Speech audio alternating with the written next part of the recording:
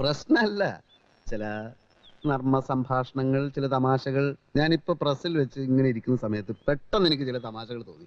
അതോടനെ ശോഭയോട് വന്ന് പറഞ്ഞിട്ട് പോകാമെന്ന് കരുതിയാണ്. എന്ത് തമാശ? തമാശ എന്ന് വെച്ചാൽ ഒരു വൃദ്ധനെ പറ്റിയാ. ഏത് വൃദ്ധൻ? ഒരു വൃദ്ധൻ. ഈ വൃദ്ധൻ ഹോട്ടലാണെന്ന് കരുതി ഒരു ബാർബർ ഷാപ്പിൽ കയറി. അപ്പോൾ വൃദ്ധൻ ബാർബറോട് എന്തുണ്ട്? അപ്പോൾ ബാർബർ കട്ടിങ്ങും ഷേവിങ്ങും. അപ്പോൾ വൃദ്ധൻ രണ്ടും ഓരോ പ്ലേറ്റ് പോരട്ടെ.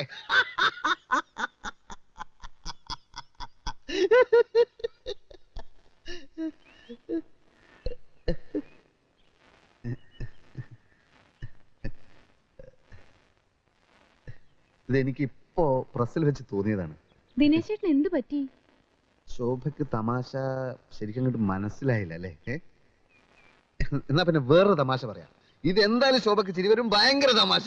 എനിക്ക് തുണി കഴുകണം, അമ്മയ്ക്ക് ദേഷ്യം വരും. എന്ന് വെച്ചാൽ എങ്ങനെയാ? ഇതും കൂടി കേട്ടിട്ട് പോയാ